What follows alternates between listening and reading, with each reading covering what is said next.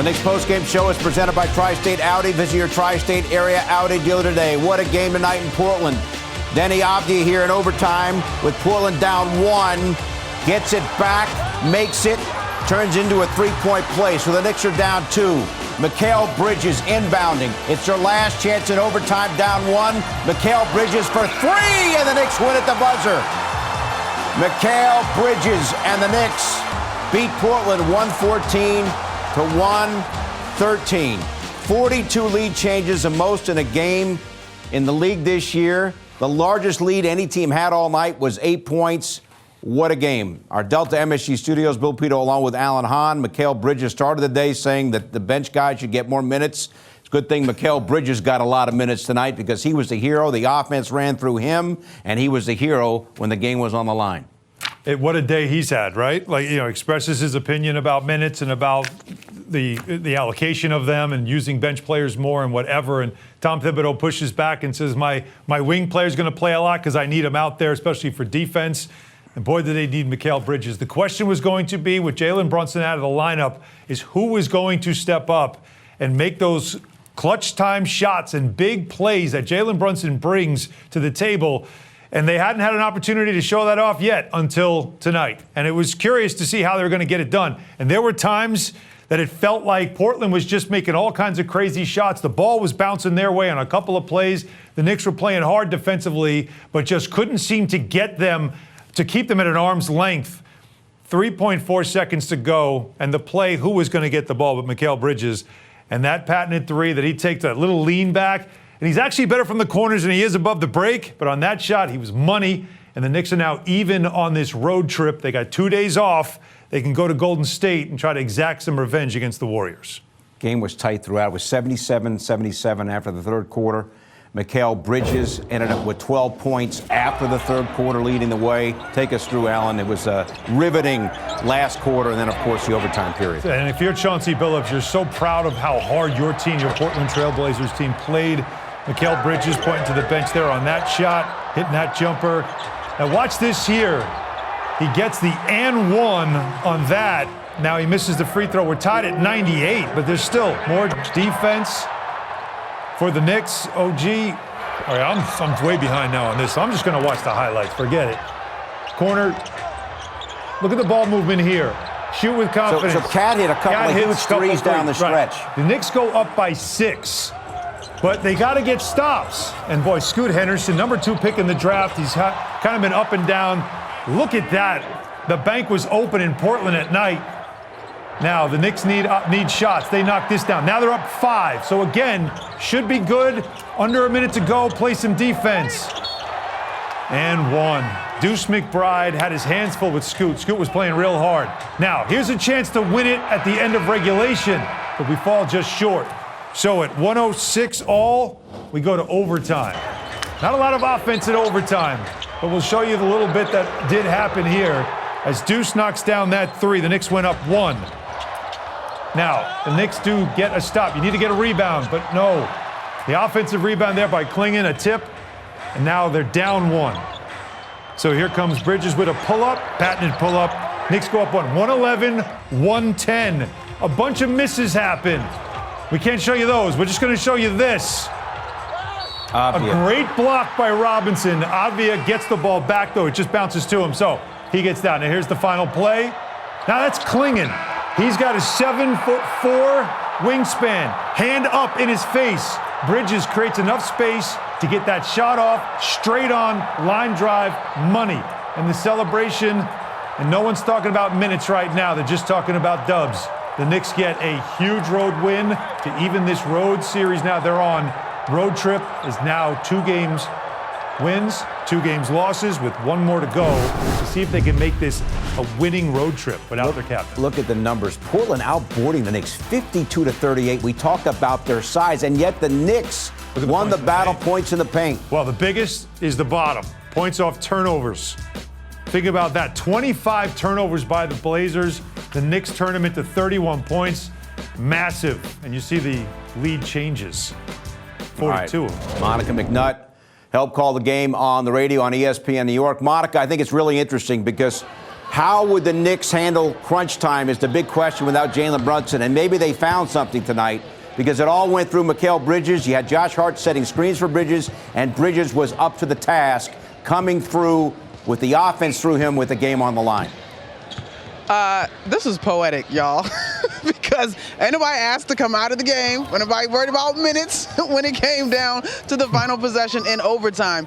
Just a tremendous performance. And Josh Hart said to us post-game on the radio call that Mikal had my back. He's like, I had a brain cramp, and Mikal had my back, and he came through in fine fashion for sure. But I think overall, and yes, the highlight, that will be one that we look at when we have the year-end wrap video. But I'm also looking at this thing, and I'm seeing 7 assists. I'm seeing 7 blocks, 5 guys that had at least 1 block as far as this team continuing to develop and demonstrate the defensive urgency in this one. So there was a lot of good here. That assist number just shy of the 30 mark that I was hoping to see, Pito, with 27. And then the Knicks finding their way from behind the three-point line as well. This performance to me is a reminder that, yes, it got a little bit tougher without Jalen Brunson on the floor, but this team is demonstrating how tough they actually can be. That was the question, right, Monica, was who would take over in crunch time. They haven't had that chance yet in a game to have crunch time minutes that were big minutes. The Clipper game was really kind of a sloppy game. Karl-Anthony Towns tried to take over that game, missed a couple of shots. In this one, it seemed like he knocked down 2 threes that felt like, okay, he's going to be clutch. He just gave him a big lead, but they couldn't hold it. Mikal Bridges, though, ends up being the guy. They were calling his number a lot in pick and roll. What was the difference really in the little change I thought they made with Josh Hart while they were leaving him open? They made him the screener for Bridges, and I feel like that changed everything. 100%, and I think that's a question we've heard, I want to say twice, if not more, between the Clippers game and getting to today's contest is what happens when teams put their 5 on Josh and they put a 4 on Karl-Anthony Towns. I actually was watching that last play unfold, and it was 2 screens, I believe, that Mikal Bridges, or it took 2 screens for Mikal Bridges to get the matchup that he wanted in terms of going at Donovan Clingan. Now, what I will say tonight, and Chauncey Billups said it pregame, he said without Jalen Brunson, this group seems to be playing a little bit more free, there's more movement, there's more cutting, and that is a different challenge to guard. That's exactly what you saw unfold tonight, particularly Mikal Bridges, who we already know is terrific on the move in terms of scoring in the mid-range. But I thought his movement and that high release point that he uses to shoot the basketball was a particular challenge for the Blazers to guard tonight. And Monica, you mentioned the block shots. The Knicks' tenacity in that category, and also Hart, as always, getting key offensive rebounds with the game on the line. I mean, this is a gut check win, as you're talking about, as Alan's mentioned. They may have to go who knows how long without Jalen Brunson. They, I think, can always go back to what they were able to do tonight. This could be a very important victory as we head down the stretch. I'm with you, Pito, right? If you subscribe to the thought process that past success is the best indicator of future success. Now, I am not saying they will not get in the lab, watch the film of this game, and see areas in which they can grow. But I am saying that there is a belief. It looks different without Jalen Brunson. Flat out, it just does. But it does not mean that it still can't be successful. And we all know, look, we started the pregame show talking about a difference of opinion between the game-winning guy and your head coach. All of this is a part of our basketball cycle and the experience of being a team competing and fighting for opportunities to win. Tonight, a big deposit in terms of the equity of believing in one another and pulling in the same direction and knowing that together you can get through whatever's presented in front of you. Love it with deposits and equity. All good. Pito, say I'm right on my key. I was right. What was your key? It was so long ago. What was my your key was again? assist. My key was assist, and Take that the Knicks had to have ball movement, which Yeah. I think, it was assist to turnover ratio, which I think is accurate because all 5 starters double figures, 3 of them 20-plus points. What do you think, Pito? All right. I get credit for that 27 one? assists, 15 turnovers. we'll give you the deposit on that, okay? All right, there you go. Thank you. I appreciate that. Talk to you Saturday from Golden State. Actually, we don't have the game. See you next week. No, Correct. Michael, we'll talk to you tomorrow. You get back to New York. All right, Tom Thibodeau's post-game comments as the Knicks pull it out. They're now 42-23 on the season. His post-game reaction is next. The Knicks post-game show is presented by Audi. Visit your Tri-State Audi dealer today.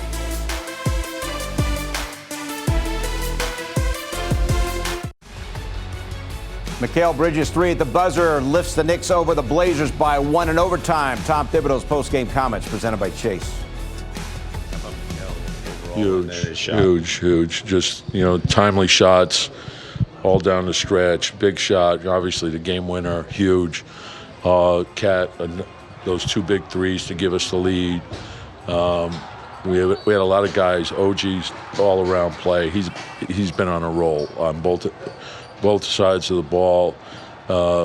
Scoring, his defense is through the roof. His hustle plays. I think the defense, obviously our defense is propelling us right now. I think we forced 25 turnovers for 31 points. We needed every one of them. The rebounding, we got to be better. I think Mitch at each game gives us more and more, and that's a great sign for us. And Deuce was terrific. I think he had 3 or 4 steals, but his activity overall was tremendous. Yeah, I think Mikal, besides the 33, had 2 assists on both of those Cat threes. Yeah. Just kind of what you see for him the whole day. Yeah, well, I thought we got a good rhythm on that, and I thought in Josh, he didn't make shots, but he did so many other things and that helped us win. We hit him in the pocket. He made the extra pass, got us open threes from that.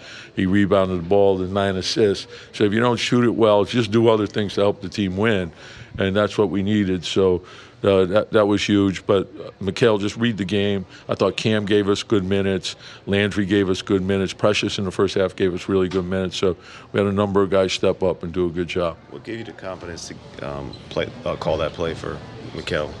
Well, we just the time and score, and there's we like that play because there's multiple options to read on it, and so if they're switching everything, there's an easy opportunity there, and then we knew that they were playing their 5s on Josh, so we thought we could get something good off that.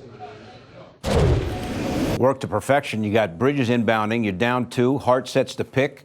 Bridges gets the ball back and wins the game. Worked out perfectly. And shoots it over their 7-footer as well, who was defending that 3. That's not an easy shot to make, and he made it. But that's, again, what we've learned about Bridges and how he shoots the ball. He does create space by fading a little bit when he lets it fly, and that's what he did on that 3. But you talk about a game where, you had something to say before the game, and that caused some controversy. You come out and you have a performance like this. That is the perfect way to answer any of the critics, is to have a big game, is to step up, which is what they've talked about needing to do in the absence of Jalen Brunson. And that's just what Bridges did in this game. He really was very good from the beginning of the game. We were keeping an eye on the minutes just for kind of, just for fun. But he still played 41 minutes, mainly because the game went into overtime. But he was very efficient, as he has been. When he's engaged, we know he is a great scorer. He is somebody that is one of the players in the league. Bill, he's never been into an all-star team, but he's one of those players you would say 20 points per game in the past. One of the best players in the league that's never been on an all-star team. You would put him in that category. Consistency has been a thing with him throughout this season, finding his way in the offense.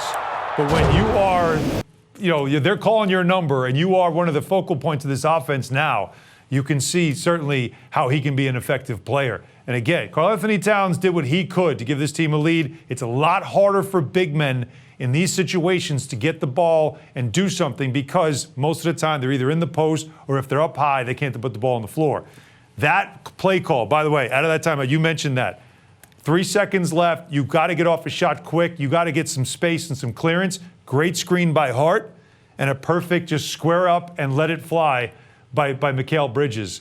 He had himself a fantastic game. Like I said, the way this day started versus how it ended for him is quite different, but very important for him. And you mentioned Karl-Anthony Towns. He had only 1 shot in the 4th quarter, Allen, until 2 minutes left in regulation. And they made 2 huge shots. 2 straight what he threes. does. 2 straight threes. Right. And again, it's not because they weren't getting the ball. You got to watch the games. They were basically focusing on Towns.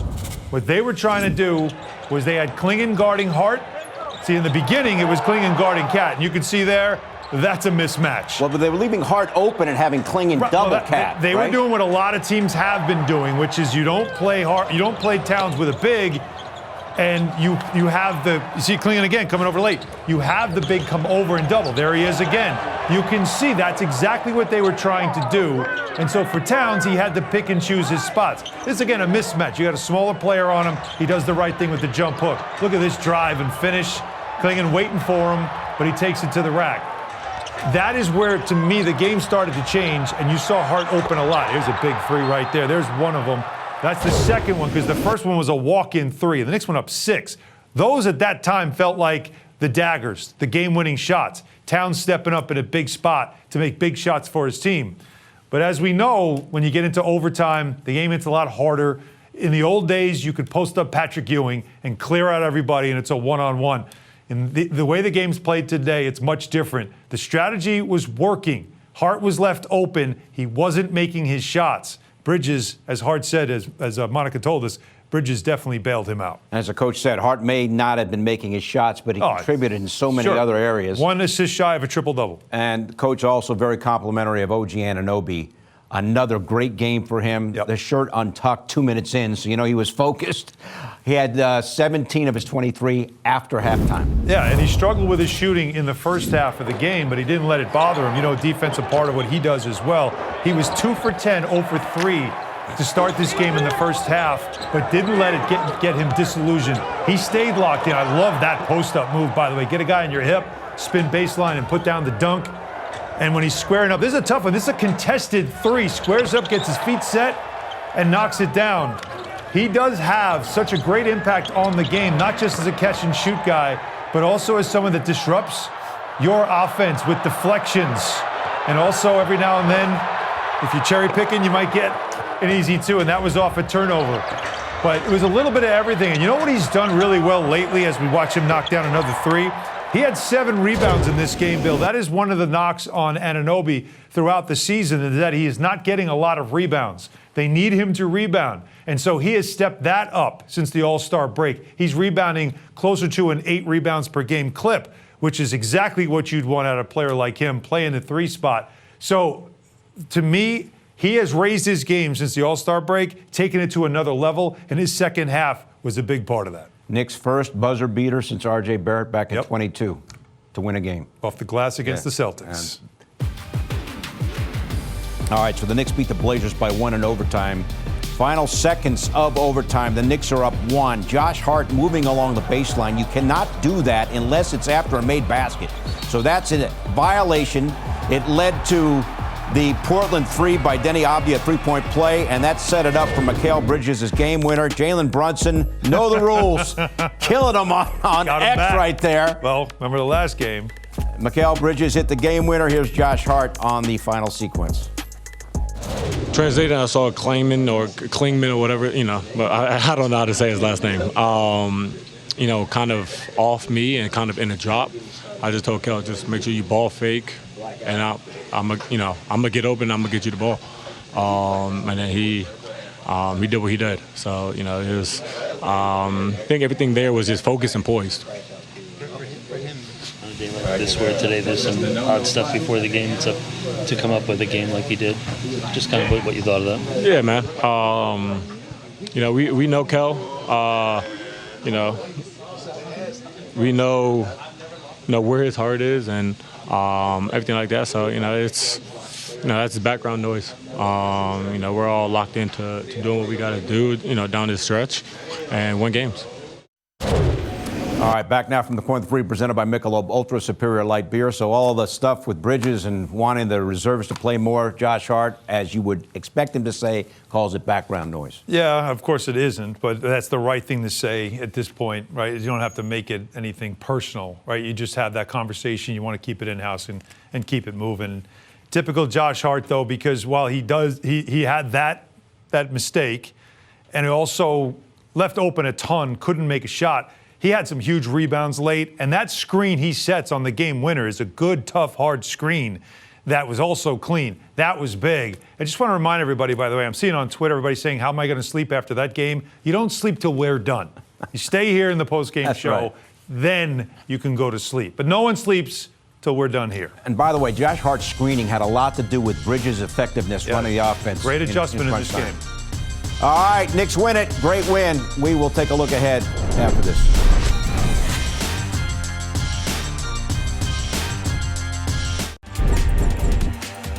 Wrapping up the post-game show, our next Knicks game here on MSG is The home game against Miami on Monday. Pre-game at 7, game at 7:30. You can also stream our coverage on MSG Plus, now in the Gotham Sports app. Want more than just a post-game show? Link your eligible TV subscription to stream Knicks games free or subscribe today in the Gotham Sports app. Just go to gothamsports.tv to learn more.